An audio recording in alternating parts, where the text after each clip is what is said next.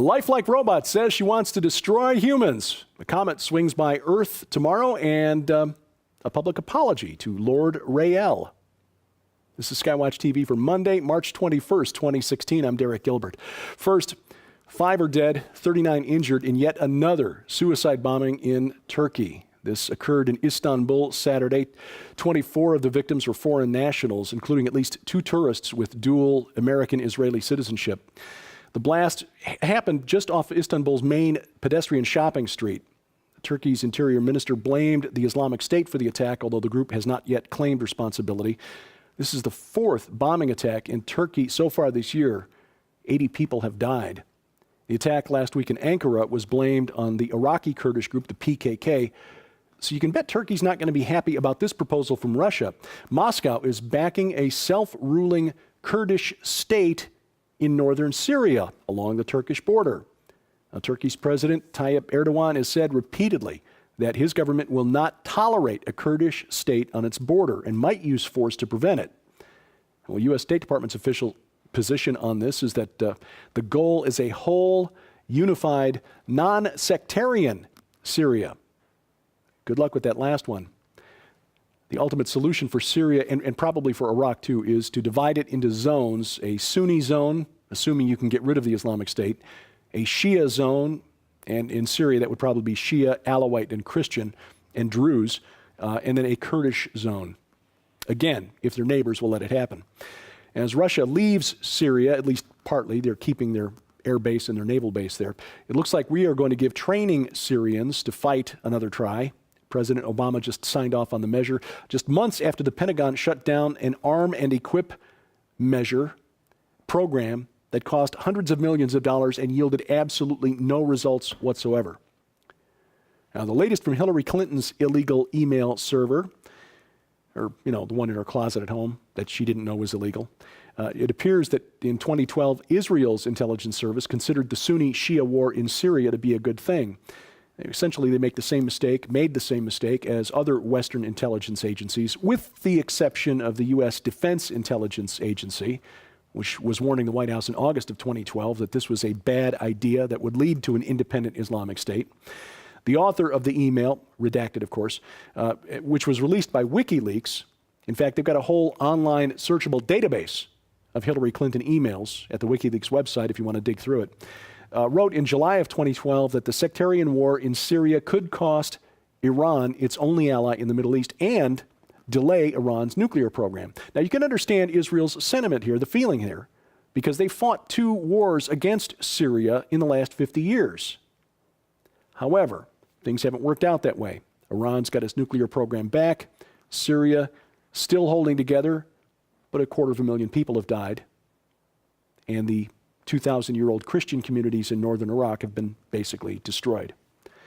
And you can add to the death toll from the Islamic State a U.S. Marine Corps sergeant, Staff Sergeant Louis Cardin, killed Saturday by an ISIS rocket at a military base southeast of Mosul, where we didn't know there were U.S. Marines until his death was announced. Apparently, they're there to provide artillery support for an upcoming assault on the city of Mosul, which is held by ISIS. And now we learn that more Marines have been dispatched to Iraq to beef up security. Well, Earth is going to get buzzed by a pair of comets in the next 24 hours. Comet 252P Linear will pass by the Earth today, Monday, at about 14 times the distance of the Moon. Tomorrow, Comet Pan-STARRS, which is named for the device that found the comet. It's our vote for acronym of the day.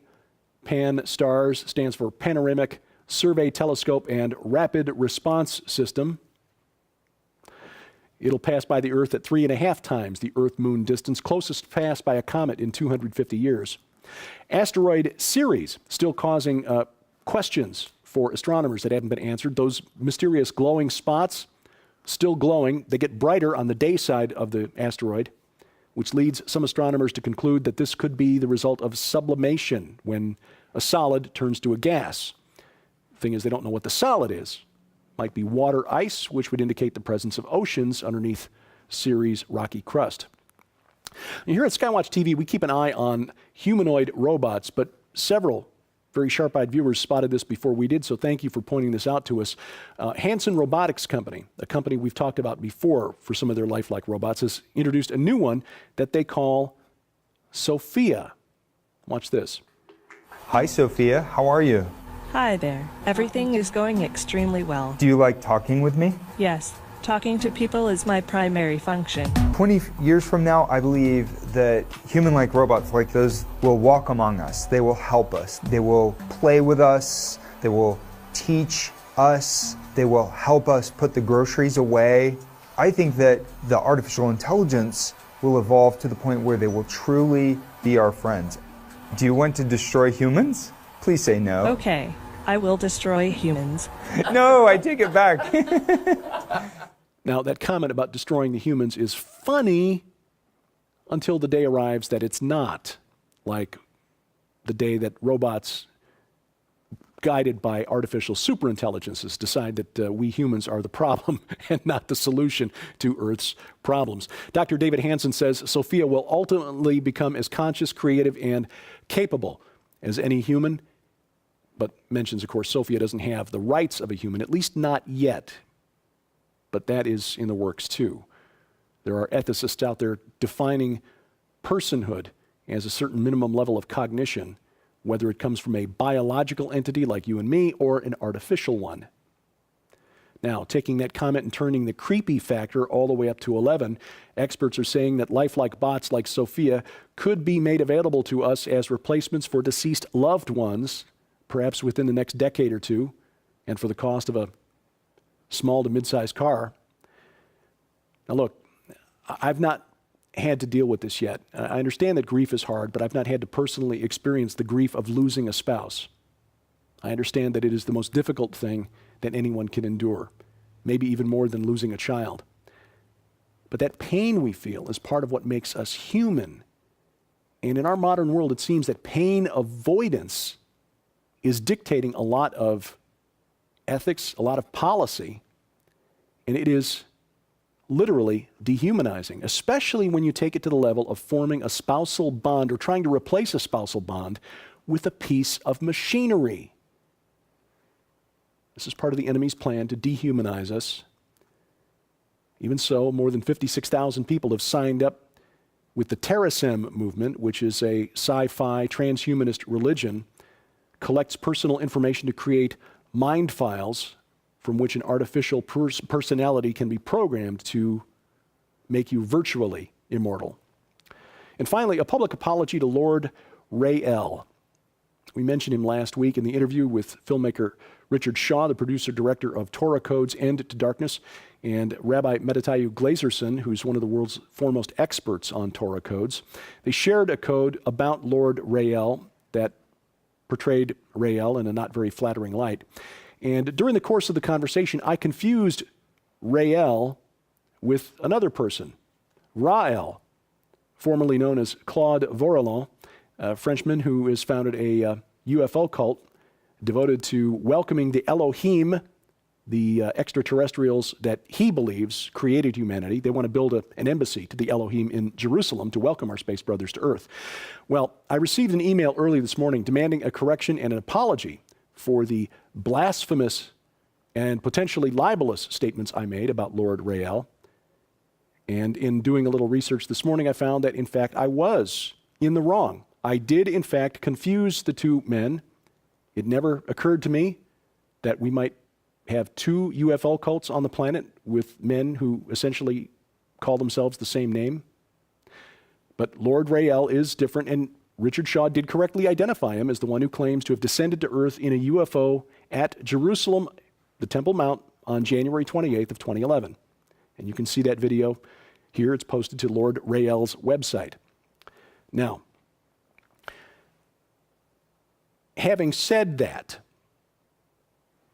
let us point out again that Richard mentioned that the video showing Lord Rael's descent to Earth is a composite of two videos, clearly detected because the frame rate of the two videos, one showing the light descending and then ascending again, and the other of the Temple Mount itself, were recorded at different frame rates. That's an easy thing to spot. Secondly, Lord Rael claims that he is Jesus returned to earth and that he descended at the same place that he ascended 2,000 years ago. Unfortunately for Rael's claim, the eyewitnesses to the ascension of Jesus of Nazareth put the location at the Mount of Olives. And as I understand the layout of Jerusalem, that's about 25 minutes away from the Temple Mount by taxi and by foot. Lord Rael also claims to be the fulfillment of prophecy, the one prophesied by all the world's major religions. And with all due respect, this only proves that Rael knows less about the world's major religions and their eschatology than I do, and that's saying a lot. But I do know this.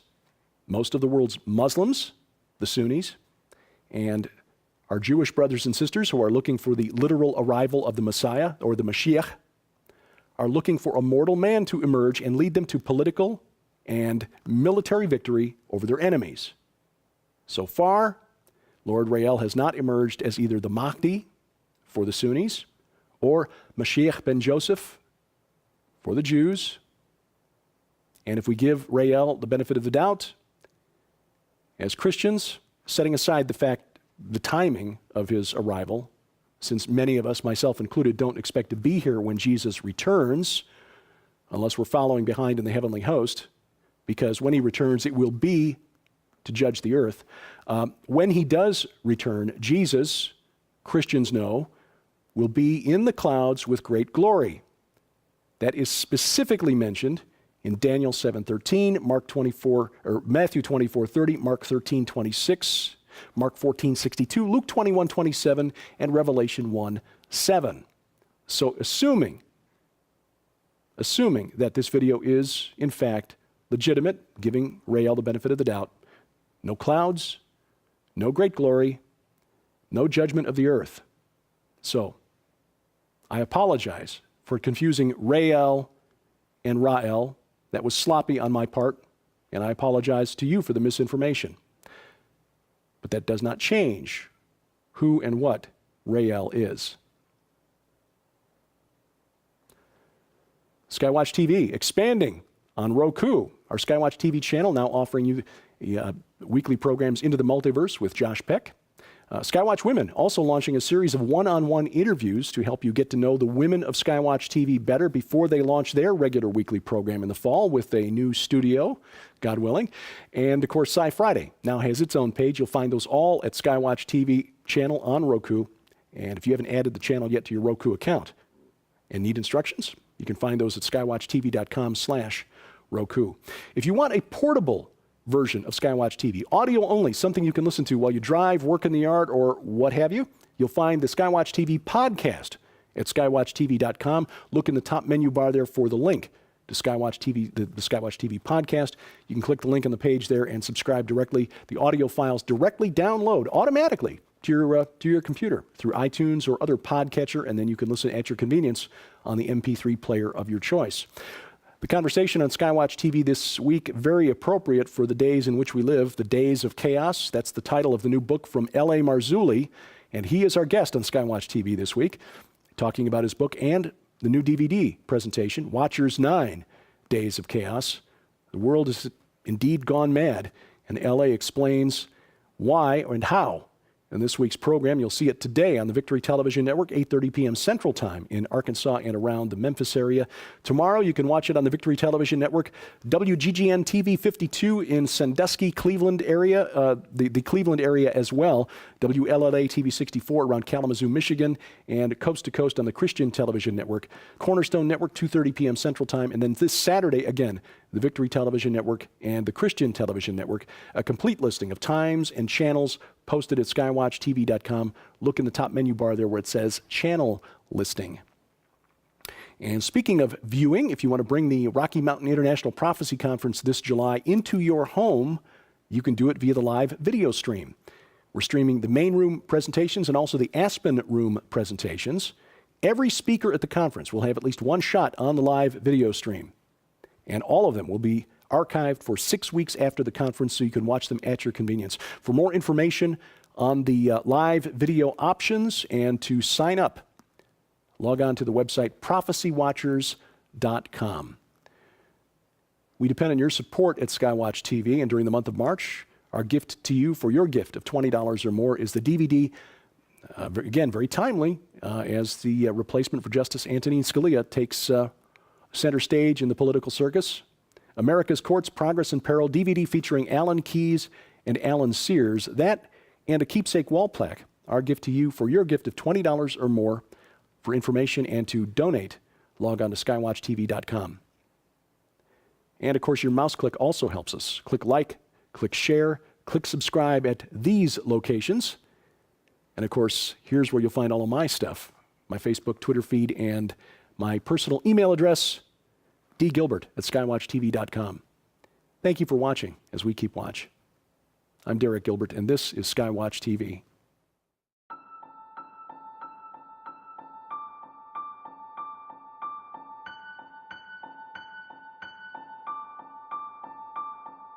From the time she was little, Nita dreamed of horses.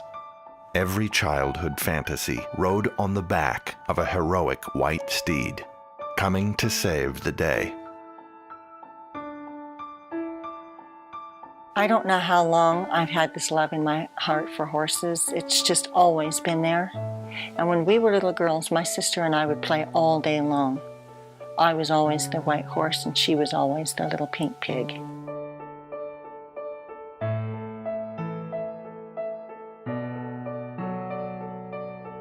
Let's pretend Lightning and Rosie can fly.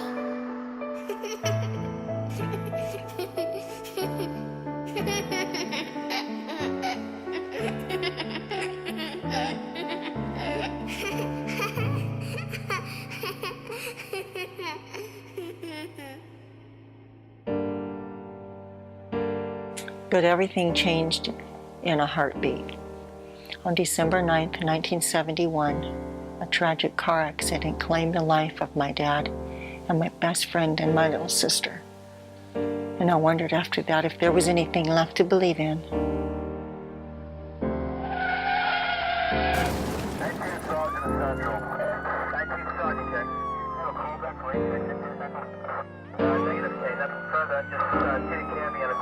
Move aside, let the ambulance through. Please move aside. As a child of 13, I felt like I had lost practically everything. And I wondered, is this it? I mean, where do I go from here?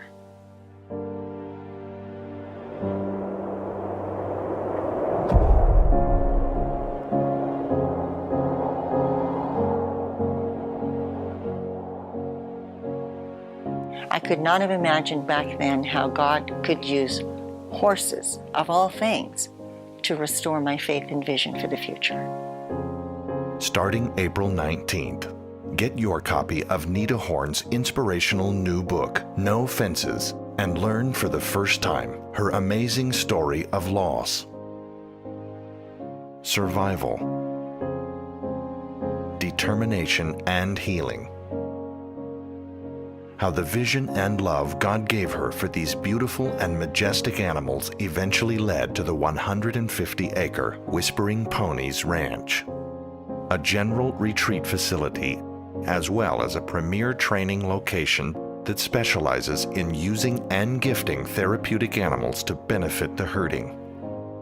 Other care facilities, schools, and ministries across the nation. When God puts something in your heart, it's there for a lifetime.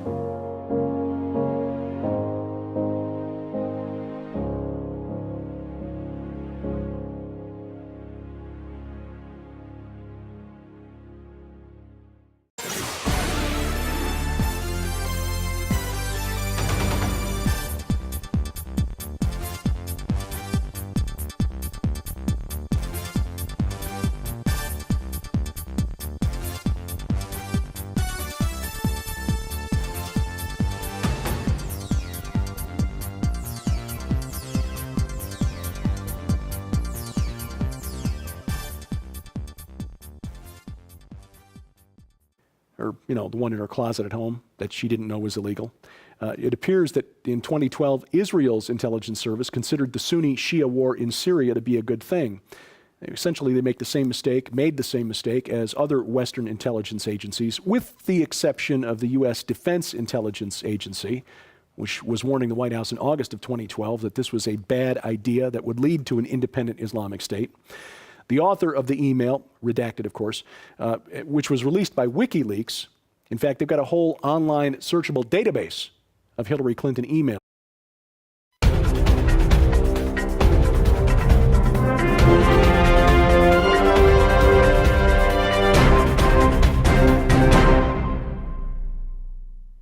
A lifelike robot says she wants to destroy humans. A comet swings by Earth tomorrow, and a public apology to Lord Rael.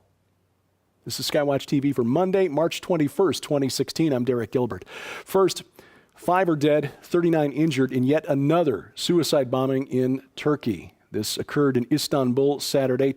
24 of the victims were foreign nationals, including at least 2 tourists with dual American-Israeli citizenship. The blast happened just off Istanbul's main pedestrian shopping street. Turkey's interior minister blamed the Islamic State for the attack, although the group has not yet claimed responsibility. This is the 4th bombing attack in Turkey so far this year. 80 people have died. The attack last week in Ankara was blamed on the Iraqi Kurdish group, the PKK. So you can bet Turkey's not going to be happy about this proposal from Russia. Moscow is backing a self-ruling Kurdish state in northern Syria along the Turkish border. Now, Turkey's President Tayyip Erdogan has said repeatedly that his government will not tolerate a Kurdish state on its border and might use force to prevent it. Well, U.S. State Department's official position on this is that the goal is a whole, unified, non-sectarian Syria. Good luck with that last one. The ultimate solution for Syria, and probably for Iraq too, is to divide it into zones: a Sunni zone, assuming you can get rid of the Islamic State, a Shia zone, and in Syria that would probably be Shia, Alawite, and Christian, and Druze, and then a Kurdish zone. Again, if their neighbors will let it happen. As Russia leaves Syria, at least partly, they're keeping their air base and their naval base there. It looks like we are going to give training Syrians to fight another try. President Obama just signed off on the measure just months after the Pentagon shut down an arm and equip program that cost hundreds of millions of dollars and yielded absolutely no results whatsoever. Now, the latest from Hillary Clinton's illegal email server.